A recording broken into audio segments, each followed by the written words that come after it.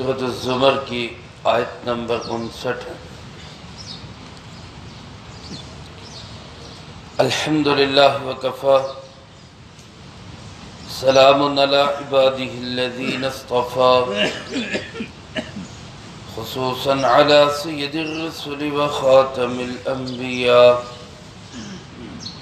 وعلی آلہ واصحابہ الاتقیاء اما بعد فاعوذ باللہ من الشیطان الرجیم بسم اللہ الرحمن الرحیم بلا قد جاءتك آیاتی فکذبت بها واستکبرت وکنت من الکافرین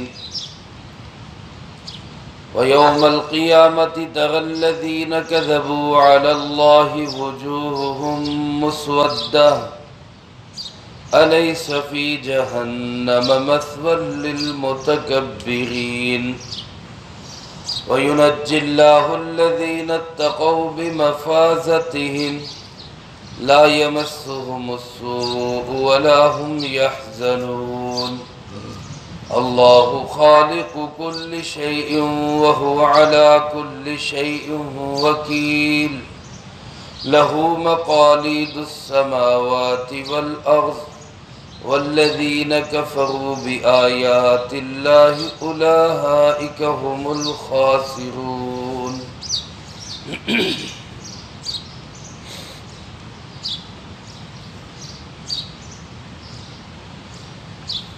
ان آیات مبارکہ میں اللہ رب العالمین نے کفار کی طرف سے ایک بیہودہ عذر جو پیش کیا جاتا تھا، آج بھی پیش کیا جاتا ہے، اس کا جواب دیا ہے، اور اس کے ساتھ ساتھ آخرت میں اللہ کی آیات کا انکار کرنے والوں کا انجام کیا ہوگا اور اللہ کی آیات کو تسلیم کرنے والوں کو کیا کیا انعامات ملیں گے۔ اللہ پاک نے ان آیات مبارکہ میں اس کو واضح طور پہ بیان فرمایا۔ گزشتہ درس میں ایک بات آئی کہ آخرت کے عذاب کو سامنے دیکھ کر کچھ کافر تو یہ کہیں گے، ہائے افسوس ہم نے کیوں کوتاہی کی، ہمیں ایسا نہیں کرنا چاہیے تھا، اور کچھ کافر یہ بیہودہ عذر پیش کریں گے کہ جی اللہ نے ہمیں ہدایت ہی نہیں دی، اللہ ہمیں ہدایت دے دیتا تو ہم بھی سیدھے راستے پہ آ جاتے۔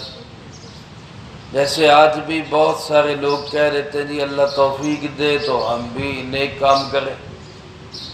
اللہ پاک نے اس کا جواب دیتے ہوئے ارشاد فرمائے بلا، کیوں نہیں، ہدایت اللہ نے کیوں نہیں دی؟ اللہ نے تو ہدایت سب کو عام اور تام دی ہے، سب کے لیے کھلی رکھی ہے۔ فرمائے بلا، کیوں نہیں، قد جاءتک آیاتی، میری آیتیں تیرے پاس آ چکی۔ اللہ کی آیات سے مراد قرآن کریم کی آیات بھی، اور اللہ پاک کی آیات سے مراد معجزات بھی۔ اللہ پاک نے آیات کی شکل میں بھی اپنا پیغام پہنچا دیا، معجزات کی شکل میں بھی اپنا پیغام پہنچا دیا۔ اللہ پاک فرماتے میرا پیغام تجھ تک پہنچ چکا۔ اس کے بعد پھر کون سی توفیق مانگتا ہے؟ پھر اس کے بعد کس ہدایت کا سوال کرتا ہے؟ ہدایت تو سامنے کھلی پڑی ہے، لیکن تیرا رویہ کیا ہے؟ فرمایا فَكَذَّبْتَ بِهَا، تو نے میری آیتوں کی تکذیب کی، اے انسان تو نے میری آیتوں کو جھٹلا دیا۔ یہ نہیں کہ میں نے ہدایت نہیں دی، میں نے توفیق نہیں دی، میں نے سمجھایا نہیں، میں نے بتایا نہیں، ایسی چیز نہیں ہے۔ پیغام پہنچا، انبیاء علیہ الصلوۃ والسلام نے پہنچایا، آخری نبی امام الانبیاء جناب محمد کریم خاتم النبیین صلی اللہ علیہ وآلہ وسلم نے پہنچایا، ان کے نمائندوں نے، ان کے نائبین نے، علماء واعظین نے پہنچایا، پیغام پہنچا، ہدایت پہنچی، توفیق ملی، راہ راست سامنے آیا، اس کے بعد تو نے ٹھکرا دیا تو گناہ تیرا اپنا ہے، کسی اور کا نہیں۔ تو نے خود ٹھکرایا، تو نے خود پیغام خداوندی کا انکار کیا ہے، اور انکار سے بڑھ کر واستکبرتا، تو نے تکبر کیا، تو نے کہا کہ مجھے اس کی ضرورت نہیں ہے۔ تو اپنے آپ کو اللہ کے پیغام سے بھی بڑا سمجھدار خیال کرتا رہا، مجھے اس کی ضرورت نہیں، میں اس سے زیادہ سیانا ہوں۔ اور وَكُنْتَ مِنَ الْكَافِرِينَ، تو نے نیک ماحول اختیار کرنے کی بجائے کافروں میں رہنا پسند کیا، کفر کے ماحول کے اندر شامل رہا۔ میرے محترم دوستو، دنیا میں ہدایت کا راستہ ایک ہی راستہ ہے کہ انسان اللہ کی کتاب کو سمجھے اور اللہ والوں کی صحبت اختیار کرے۔ اور جو انسان پیغام خداوندی کو سمجھتا نہیں بلکہ اس کو ہلکا سمجھتا ہے اور اپنے آپ کو بڑا سمجھتا ہے، اور پھر دوسرا یہ کہ نیک لوگوں میں، اللہ والوں میں رہنے کی بجائے کافروں میں رہنے کو پسند کرتا ہے، تو پھر وہ کیسے کہہ سکتا ہے کہ جی مجھے ہدایت ملتی تو میں بھی راہ راست پہ آ جاتا۔ اللہ پاک فرماتے ہدایت آئی تو نے انکار کیا، نیک لوگوں میں رہنے کی بجائے کنت من الکافرین، تو نے کافروں میں رہنا پسند کیا، کفر کا ساتھ دیا۔ اب ایسے لوگوں کا انجام اور حشر کیا ہوگا؟ فرمایا وَيَوْمَ الْقِيَامَةِ، قیامت کا دن جب ہوگا، تَرَى الَّذِينَ كَذَبُوا عَلَى اللَّهِ وُجُوهُهُمْ مُسْوَدَّةً، تو دیکھے گا، یہ میں اور آپ، مجھے بھی اللہ پاک کہہ رہے ہیں کہ تو دیکھے گا۔ سب سے پہلے اللہ پاک اپنے حبیب جناب نبی پاک صلی اللہ علیہ وسلم کو فرما رہے، میرے محبوب تو دیکھے گا۔ قرآن کریم کا ہر مخاطب دیکھے گا۔ الذین کذبوا علی اللہ، جنہوں نے اللہ کے متعلق جھوٹ بولا۔ اللہ کے متعلق جھوٹ کیا معنی؟ جس شخص نے نبوت کا جھوٹا دعویٰ کیا، یا جس نے اللہ کے سچے پیغام کو ٹھکرا دیا، یہ دونوں اس میں داخل ہیں۔ اگر کوئی شخص نبوت کا جھوٹا دعویٰ کرتا ہے، وہ بھی اللہ کے متعلق جھوٹ بول رہا ہے، اور کوئی سچے نبی کے پیغام کو ٹھکرا دیتا ہے تو وہ بھی گویا اللہ کے پیغام کو ٹھکرا رہا ہے۔ اللہ فرماتے تو دیکھے گا وجوہہم مسودہ، کہ اس دن ان کے چہروں پہ سیاہی چھائی ہوگی، ان کے چہرے مرجھائے ہوئے، لٹکے ہوئے، اور ان کے چہرے رنجیدہ ہوں گے۔ جب انسان پریشانی میں ہوتا ہے، مشکل میں ہوتا ہے، اور بالخصوص وہ پریشانی، مشکل، ذلت اور رسوائی والی ہو، تو اس کے چہرے کا رنگ ہی بدل جاتا ہے، چہرہ فک ہو جاتا ہے، چہرہ مرجھا اور کملا جاتا ہے۔ اللہ فرماتے میرے محبوب تو دیکھے گا کہ ان لوگوں کے چہرے قیامت کے دن سڑے ہوئے اور سیاہ چہرے ہوں گے۔ اللہ پاک سوال کرتے ہیں الیس فی جہنم مثوی للمتکبرین، تم بتاؤ کیا تکبر کرنے والوں کا ٹھکانہ جہنم نہیں ہونا چاہیے؟ جو خود کو بڑا سمجھتے ہیں اور اتنا بڑا سمجھتے ہیں کہ اللہ سے بھی بڑا سمجھتے ہیں، تو کیا ان کا ٹھکانہ جہنم نہیں ہونا چاہیے؟ تو یقیناً فیصلہ یہی ہے کہ ایسے لوگوں کا ٹھکانہ کیا ہوگا؟ وہ جہنم ہی ہوگا۔ میرے محترم دوستو، اپنے آپ کو بڑا سمجھنا اور بالخصوص اتنا بڑا سمجھ لینا کہ خدائی کا دعویٰ کرنے لگ جانا، جیسے کہ فرعون خود کو کہا کرتا تھا کہ میں رب ہوں، نمرود اپنے آپ کو رب کہلوایا کرتا تھا۔ انسان تکبر میں اتنا آگے نکل جائے، اللہ کے سچے پیغام کو بھی ٹھکرانے لگ جائے، ایسے متکبر کا ٹھکانہ پھر کیا ہوگا؟ وہ جہنم کی آگ ہو۔ اللہ ہم سب کی اس سے حفاظت فرمائے۔ حفاظت کن کی ہوگی؟ فرمائے وَيُنَجِّ اللَّهُ الَّذِينَ اتَّقَوْا، اللہ پاک نجات دے گا اس جہنم سے ان لوگوں کو جنہوں نے تقوی اختیار کیا، جو متقی ہے۔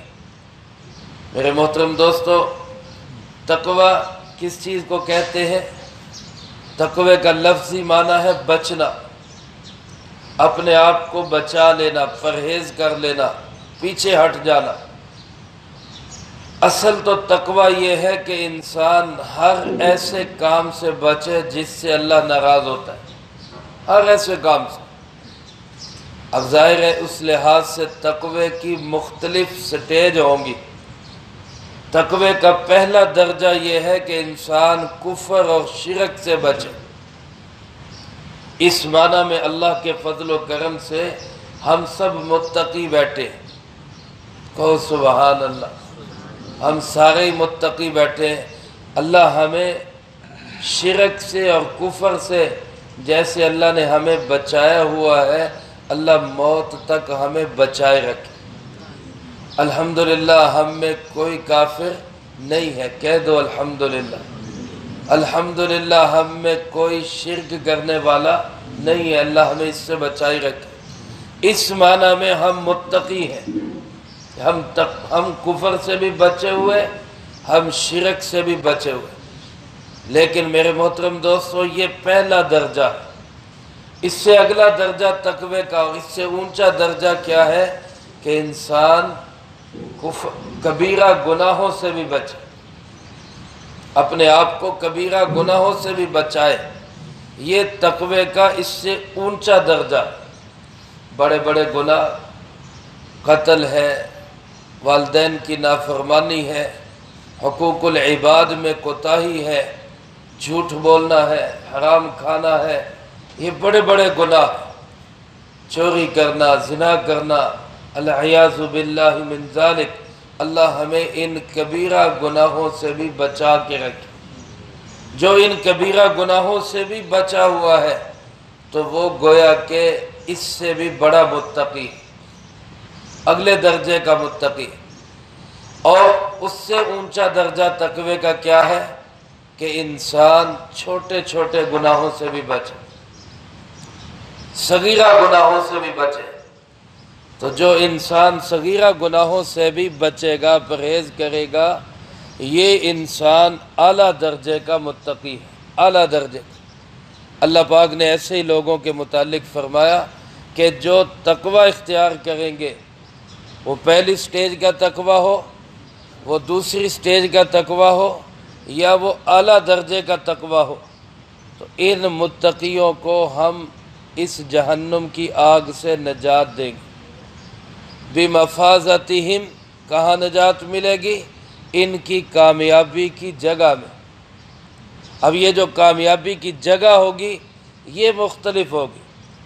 جو پہلے درجے کا متقی ہے، ادنا درجے کا، اس کی کامیابی کی جگہ اور ہوگی۔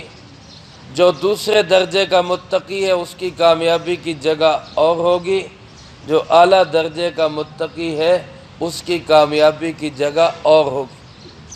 جیسے دنیا کے اندر مدرسے میں یا سکول میں امتحان ہو تو ایک وہ بچہ ہوتا ہے جو تیسرے نمبر پہ آیا، ایک وہ بچہ ہوتا ہے جو دوسرے نمبر پہ آیا، اور ایک وہ بچہ ہوتا ہے جو پہلے نمبر پہ آیا۔ اب جو انعام پہلے نمبر والے کو ملتا ہے وہ تیسرے نمبر والے کو نہیں ملتا۔ تقوی بھی اسی طرح ہے۔ ایک تیسرے درجے کا تقوی ہے جس کے بغیر نجات ہی نہیں ملے گی۔ وہ تقوی کیا ہے کہ انسان کفر اور شرک سے بچے۔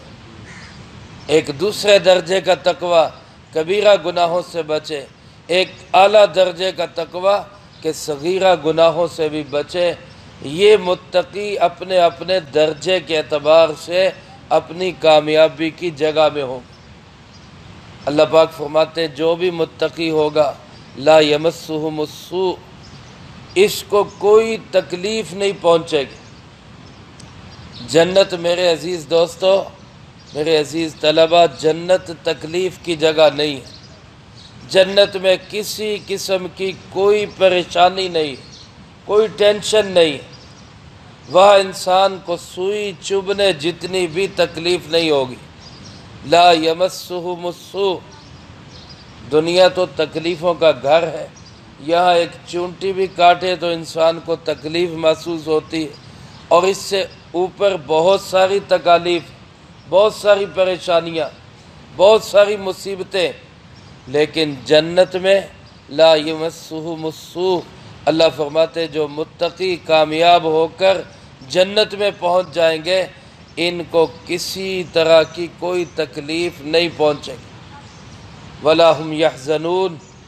ایک تو تکلیف ہوتی ہے جو انسان کو خود اپنے جسم پہ ہوتی، اپنی طرف سے ہوتی، اور ایک حزن ہوتا ہے یعنی کسی دوسرے کا غم، اپنی اولاد کا غم، بہن بھائیوں کا غم، خامن کو بیوی کا غم، بیوی کو خامن کا غم۔ اللہ فرماتے نہ وہاں پہ اپنی کوئی تکلیف ہوگی، نہ کسی دوسرے کا کوئی حزن اور غم ہوگا، کوئی فکر نہیں ہوگی۔ اور یہ درجہ، یہ مقام، یہ مرتبہ کون عطا کرے گا؟ فرمایا اللہ خالق کل شیء، یہ وہی اللہ دے گا جو ہر چیز کا خالق ہے۔ کائنات کی تمام چیزوں کو بنانے والا کون ہے؟ سارے بولو مل کے، کون ہے بنانے والا؟ اللہ۔ ساری کی ساری چیزوں کا خالق صرف اور صرف کون؟ اللہ۔ فرمایا وَهُوَ عَلَىٰ كُلِّ شَيْءٍ وَكِيلٌ، اور وہی اللہ ہر چیز پہ وکیل ہے، ہر چیز کا ذمہ دار، نگہبان، نگران، ہر چیز کو چلانے والا، بنانے والا بھی وہی اور چلانے والا بھی وہی اللہ۔ یہ نہیں کہ اس نے بنا کے پھر اس کے بعد نظام کسی اور کے حوالے کر دیا، ایسا نہیں۔ بنایا بھی خود ہے، چلا بھی خود رہا ہے۔ لہو مقالید السماوات والارض، کیونکہ آسمان و زمین کی ساری چابیوں کا مالک بھی وہی ہے۔ مقالید علماء فرماتے مقلاد یا مقلید کی جمع ہے، اور یہ کہتے ہیں چابی کو۔ بعض نے فرمایا کہ یہ فارسی کا لفظ ہے، کلید، فارسی میں کلید کہتے ہیں چابی کو، کنجی کو۔ تالے کی یہ جو چابی ہوتی ہے، فارسی میں اس کو چھوٹے کاف کے ساتھ کلید کہا جاتا ہے، اسی سے عربی میں مقالید اور مقلید بن گیا۔ تو آسمان و زمین کے تمام خزانوں کی چابیوں کا مالک کون؟ اللہ رب العالمین۔ اور دنیا کے اندر آپ جانتے ہیں جس کے پاس چابیاں ہوتی ہیں، اختیارات بھی کس کے پاس ہوتے ہیں؟ اسی کے پاس ہوتے ہیں۔ خزانوں کی چابیوں کا جو مالک ہوتا ہے وہی دنیا کے اندر خزانوں کا مالک سمجھا جاتا ہے۔ اللہ پاک فرماتے آسمان و زمین کے تمام خزانوں کا مالک وہ صرف اور صرف کون ہے؟ اللہ ہے۔ فرمایا والذین کفروا بآیات اللہ، غور سے سن لو، جنہوں نے اللہ کی آیتوں کا انکار کیا، وہ لوگ جنہوں نے اللہ کی آیتوں کا انکار کیا، اولئک هم الخاسرون، یہی لوگ ہوں گے آخرت میں نقصان اٹھانے والے۔ اب میرے محترم دوستو، فیصلہ میں نے اور آپ نے کرنا ہے کہ ہم اللہ کی آیات کو مان کر اللہ کے مہمان خانے میں جنت میں پہنچنا چاہتے ہیں، یا خدا نخواستہ انکار کر کے نقصان اٹھانا چاہتے ہیں۔ آج کتنی بڑی انسانیت ہے، اربوں انسان ہے اللہ کی آیتوں سے دور ہے، قرآن کی آیات سے دور ہے، دین کا پتہ ہی نہیں، ان کو اس کا احساس ہی نہیں۔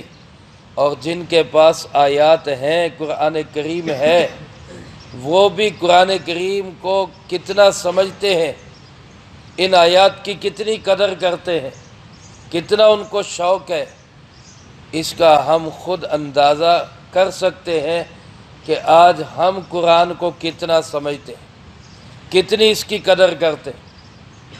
تو جس نے قرآن کریم کی آیات کی قدر کی، اللہ فرماتے اس کو تو میں مہمان خانے میں اور جنت میں پہنچاؤں گا، اور جس نے میری ان آیات کی قدر تو کیا کرنی، نہ قدری نہ شکری اور انکار کیا اور ان کو کوئی اہمیت نہیں دی، فرمایا یہی نقصان اٹھانے والے ہوں گے، دنیا میں بھی ان کا نقصان ہوگا، آخرت میں بھی خسارہ ہوگا۔ اللہ مجھے آپ کو اس خسارے سے محفوظ رکھے اور دنیا کے اندر قرآن پاک کے ساتھ لگاؤ اور الفت بھی نصیب فرمائے، اس کو سمجھ کے عمل کر کے دوسروں تک پہنچانے کی بھی توفیق عطا فرمائے، جو کہا سنا اس کو زندگی میں لا کے دوسروں تک پہنچانے کی توفیق عطا فرمائے۔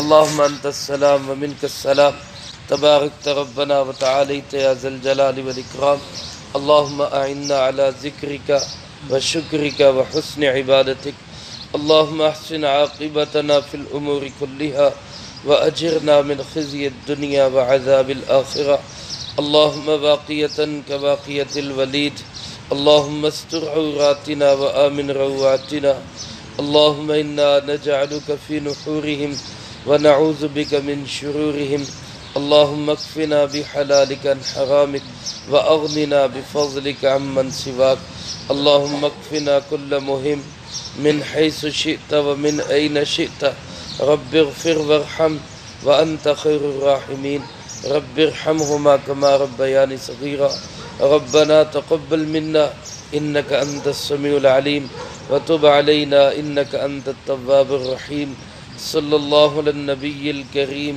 وعلى آلہ وأصحابہ۔